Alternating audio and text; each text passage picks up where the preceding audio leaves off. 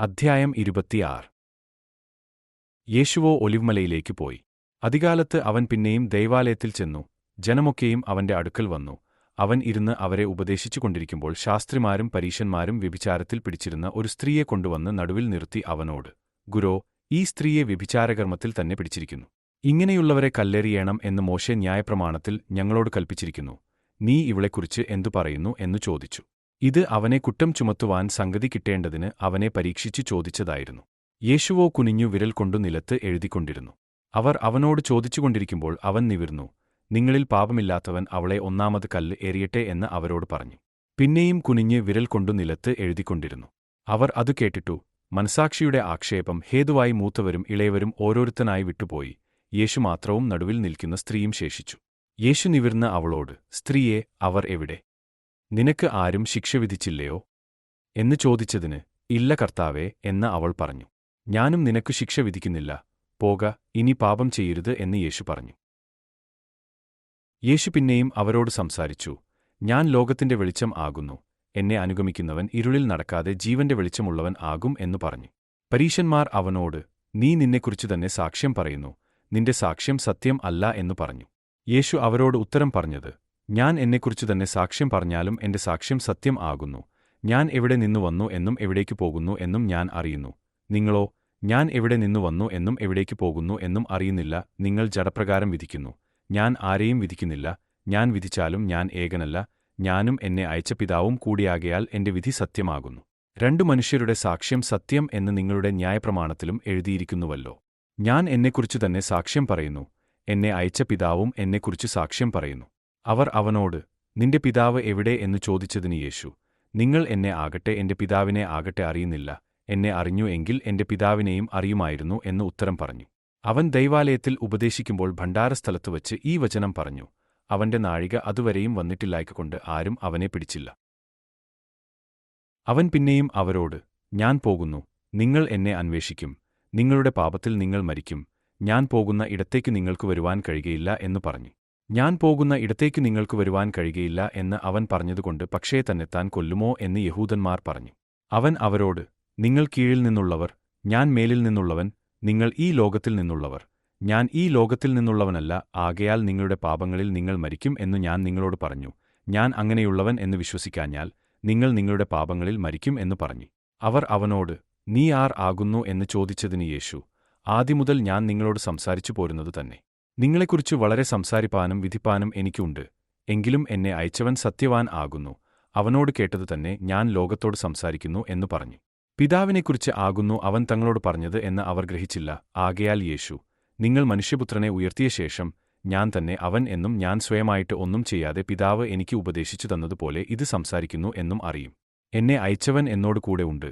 ഞാൻ എല്ലായ്പ്പോഴും അവന് പ്രസാദമുള്ളതു ചെയ്യുന്നതുകൊണ്ട് അവൻ എന്നെ ഏകനായി വിട്ടിട്ടില്ല എന്നു പറഞ്ഞു. അവൻ ഇങ്ങനെ സംസാരിച്ചുകൊണ്ടിരിക്കുമ്പോൾ പലരും അവനിൽ വിശ്വസിച്ചു. തന്നിൽ വിശ്വസിച്ച യഹൂദന്മാരോട് യേശു, എന്റെ വചനത്തിൽ നിലനിൽക്കുന്നു എങ്കിൽ നിങ്ങൾ വാസ്തവമായി എന്റെ ശിഷ്യന്മാരായി സത്യം അറിയുകയും സത്യം നിങ്ങളെ സ്വതന്ത്രന്മാരാക്കുകയും ചെയ്യും എന്നു പറഞ്ഞു. അവർ അവനോട്, ഞങ്ങൾ അബ്രാഹാമിന്റെ സന്തതി, ആർക്കും ഒരുനാളും ദാസന്മാരായിരുന്നിട്ടില്ല. നിങ്ങൾ സ്വതന്ത്രന്മാർ ആകും എന്നു നീ പറയുന്നത് എങ്ങനെ എന്ന് ഉത്തരം പറഞ്ഞു. അതിന് യേശു, ആമേൻ, ആമേൻ, ഞാൻ നിങ്ങളോട് പറയുന്നു, പാപം ചെയ്യുന്നവൻ എല്ലാം പാപത്തിന്റെ ദാസൻ ആകുന്നു. ദാസൻ എന്നേക്കും വീട്ടിൽ വസിക്കുന്നില്ല, പുത്രനോ എന്നേക്കും വസിക്കുന്നു. പുത്രൻ നിങ്ങൾക്ക് സ്വാതന്ത്ര്യം വരുത്തിയാൽ നിങ്ങൾ സാക്ഷാൽ സ്വതന്ത്രർ ആകും. നിങ്ങൾ അബ്രാഹാമിന്റെ സന്തതി എന്നു ഞാൻ അറിയുന്നു. എങ്കിലും എന്റെ വചനത്തിന് നിങ്ങളിൽ ഇടം ഇല്ലായ്ക്കൊണ്ടു നിങ്ങൾ എന്നെ കൊല്ലുവാൻ നോക്കുന്നു. പിതാവിന്റെ അടുക്കൽ കണ്ടിട്ടുള്ളത് ഞാൻ സംസാരിക്കുന്നു. നിങ്ങളുടെ പിതാവിനോട് കേട്ടിട്ടുള്ളത് നിങ്ങൾ ചെയ്യുന്നു എന്ന് ഉത്തരം പറഞ്ഞു. അവർ അവനോട്, അബ്രാഹാം ആകുന്നു ഞങ്ങളുടെ പിതാവ് എന്ന് ഉത്തരം പറഞ്ഞതിന് യേശു അവരോട്, നിങ്ങൾ അബ്രാഹാമിന്റെ മക്കൾ എങ്കിൽ അബ്രാഹാമിന്റെ പ്രവൃത്തികളെ ചെയ്യുമായിരുന്നു. എന്നാൽ ദൈവത്തോട് കേട്ടിട്ടുള്ള സത്യം നിങ്ങളോട് സംസാരിച്ചിരിക്കുന്ന മനുഷ്യനായ എന്നെ നിങ്ങൾ കൊല്ലുവാൻ നോക്കുന്നു. അങ്ങനെ അബ്രാഹാം ചെയ്തില്ലല്ലോ. നിങ്ങളുടെ പിതാവിന്റെ പ്രവൃത്തികളെ നിങ്ങൾ ചെയ്യുന്നു എന്ന് പറഞ്ഞു. അവർ അവനോട്, ഞങ്ങൾ പരസംഗത്താൽ ജനിച്ചവരല്ല, ഞങ്ങൾക്ക് ഒരു പിതാവേയുള്ളൂ, ദൈവം തന്നെ എന്നു പറഞ്ഞു. യേശു അവരോട് പറഞ്ഞത്, ദൈവം നിങ്ങളുടെ പിതാവ് എങ്കിൽ നിങ്ങൾ എന്നെ സ്നേഹിക്കുമായിരുന്നു. ഞാൻ ദൈവത്തിന്റെ അടുക്കൽ നിന്ന് വന്നിരിക്കുന്നു. ഞാൻ സ്വയമായി വന്നതല്ല, അവൻ എന്നെ അയച്ചതാകുന്നു. എന്റെ ഭാഷണം നിങ്ങൾ ഗ്രഹിക്കാത്തത് എന്ത്? എന്റെ വചനം കേൾപ്പാൻ നിങ്ങൾക്കു മനസ്സില്ലായ്ക്കൊണ്ടത്രേ. നിങ്ങൾ പിശാചെന്ന പിതാവിന്റെ മക്കൾ, നിങ്ങളുടെ പിതാവിന്റെ മോഹങ്ങളെ ചെയ്യുവാനും ഇച്ഛിക്കുന്നു. അവൻ ആദിമുതൽ കൊലപാതകൻ ആയിരുന്നു. അവനിൽ സത്യം ഇല്ലായ്കൊണ്ട് സത്യത്തിൽ നിൽക്കുന്നതുമില്ല. അവൻ ഭോഷ്ക് പറയുമ്പോൾ സ്വന്തത്തിൽ നിന്ന് എടുത്തു പറയുന്നു. അവൻ ഭോഷ്ക് പറയുന്നവനും അതിന്റെ അപ്പനും ആകുന്നു. ഞാനോ സത്യം പറയുന്നതുകൊണ്ട് നിങ്ങൾ എന്നെ വിശ്വസിക്കുന്നില്ല. നിങ്ങളിൽ ആർ എന്നെ പാപത്തെക്കുറിച്ച് ബോധം വരുത്തുന്നു? ഞാൻ സത്യം പറയുന്നു എങ്കിൽ നിങ്ങൾ എന്നെ വിശ്വസിക്കാത്തത് എന്ത്? ദൈവസന്തതിയായവൻ ദൈവവചനം കേൾക്കുന്നു. നിങ്ങൾ ദൈവസന്തതിയല്ലായ്ക്കൊണ്ട് കേൾക്കുന്നില്ല. യഹൂദന്മാർ അവനോട്, നീ ഒരു ശമര്യൻ, നിനക്ക് ഭൂതം ഉണ്ട് എന്ന് ഞങ്ങൾ പറയുന്നത് ശരിയല്ലയോ എന്ന് പറഞ്ഞു. അതിന് യേശു, എനിക്ക് ഭൂതമില്ല. ഞാൻ എന്റെ പിതാവിനെ ബഹുമാനിക്ക അത്രേ ചെയ്യുന്നത്. നിങ്ങളോ എന്നെ അപമാനിക്കുന്നു. ഞാൻ എന്റെ മഹത്വം അന്വേഷിക്കുന്നില്ല. അന്വേഷിക്കുകയും വിധിക്കുകയും ചെയ്യുന്നവൻ ഒരുവൻ ഉണ്ട്. ആമേൻ, ആമേൻ, ഞാൻ നിങ്ങളോട് പറയുന്നു, എന്റെ വചനം പ്രമാണിക്കുന്നവൻ ഒരുനാളും മരണം കാൺകയില്ല എന്ന് ഉത്തരം പറഞ്ഞു. യഹൂദന്മാർ അവനോട്, നിനക്ക് ഭൂതം ഉണ്ട് എന്ന് ഇപ്പോൾ ഞങ്ങൾക്ക് മനസ്സിലായി. അബ്രാഹാമും പ്രവാചകന്മാരും മരിച്ചു. നീയോ എന്റെ വചനം പ്രമാണിക്കുന്നവൻ ഒരുനാളും മരണം ആസ്വദിക്കയില്ല എന്ന് പറയുന്നു. ഞങ്ങളുടെ പിതാവായ അബ്രാഹാമിനേക്കാൾ നീ വലിയവനോ? അവൻ മരിച്ചു, പ്രവാചകന്മാരും മരിച്ചു. നിന്നെത്തന്നെ നീ ആർ ആക്കുന്നു എന്നു ചോദിച്ചതിന് യേശു, ഞാൻ എന്നെത്തന്നെ മഹത്വപ്പെടുത്തിയാൽ എന്റെ മഹത്വം ഏതുമില്ല. എന്നെ മഹത്വപ്പെടുത്തുന്നത് എന്റെ പിതാവ് ആകുന്നു. അവനെ നിങ്ങളുടെ ദൈവം എന്നു നിങ്ങൾ പറയുന്നു. എങ്കിലും നിങ്ങൾ അവനെ അറിയുന്നില്ല. ഞാനോ അവനെ അറിയുന്നു. അവനെ അറിയുന്നില്ല എന്നു ഞാൻ പറഞ്ഞാൽ നിങ്ങളെപ്പോലെ ഭോഷ്ക് പറയുന്നവൻ ആകും. എന്നാൽ ഞാൻ അവനെ അറിയുന്നു, അവന്റെ വചനം പ്രമാണിക്കുകയും ചെയ്യുന്നു. നിങ്ങളുടെ പിതാവായ അബ്രാഹാം എന്റെ ദിവസം കാണും എന്നുള്ളതുകൊണ്ട് ഉല്ലസിച്ചു. അവൻ കണ്ടു സന്തോഷിച്ചുമിരിക്കുന്നു എന്ന് ഉത്തരം പറഞ്ഞു.